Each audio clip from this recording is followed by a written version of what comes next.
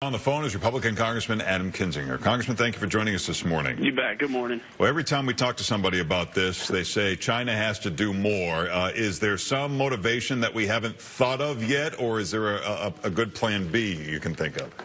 Well, there's kind of a three-pronged approach. Number one, we have to continue to build our missile defense system, both for our allies and for us, whether it's an ICBM or a medium or a short-range missile.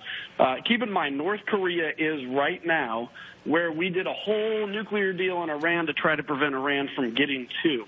But secondly, you have to put economic pressure on China. It's obvious that China is not feeling motivated to really put the screws to North Korea. They're worried about a refugee crisis and everything else.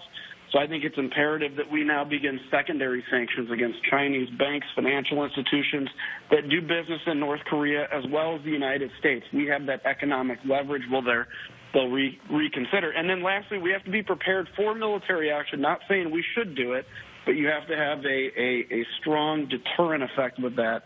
This is all important to getting this thing fixed. I wanted to ask you also about the sanctions in terms of Russia. Moving forward, 700 U.S. diplomats kicked out of the country, will be kicked out of the country. How important is that news? Well, it's not good news, but at the same time, I think look at what the response is. So we have economic sanctions against Russia right now. Russia responds by kicking American personnel out of their country. What that says to me is Russia understands, and I think it's important for all of us to understand, we have an economy 17 times the size of Russia. We have much more leverage against the Russians than they have against us. They're not retaliating economically because they simply don't have the power to do it. They're retaliating by kicking personnel out of their country. So it's not the best thing. I wish they wouldn't do it, but at the same time, it goes to show that we are definitely in the head of leverage here over Russia. Representative Kinzinger, let me ask you about health care. The president has suggested that we let Obamacare implode. Do you agree with that? I don't. Look, these are real people's lives. I voted to repeal and replace the health care law. If the Senate can come around to doing something that actually makes sense and helps people in a repeal and replace, I'll look at that and probably vote for it if it's good. But I think the response of saying let everything fail, we've got to keep in mind this isn't about politics. This is about real people's lives. And, I oppose the health care law because I think this is not doing well for the American people, but not because I'm concerned about what it means for the Republican or the Democratic Party. Do you think it's time to move forward to focus on tax reform, infrastructure improvement, things that, that other things that he had promised at the beginning of his presidency? I do, and in fact, today I'm part of this group called No Labels that released even bipartisan ways to fix health care. I think it's time to move forward on that. I think it's time to move forward with tax reform.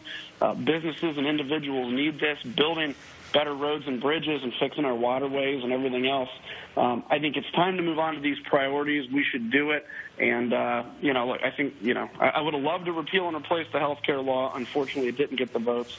And we can't continue to stall right now while we wait. Well, in regards to tax reform, there's been a discussion about eliminating the tax break for writing off your state taxes, which would hurt, I guess, people in Illinois, would it not, who tend to pay more in taxes. Do you see that becoming a reality?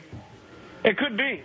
Look, any loophole or deduction we get rid of will result in decreasing rates for individuals. But right now, the federal government subsidizing high-tax states like Illinois, like New Jersey, and like California.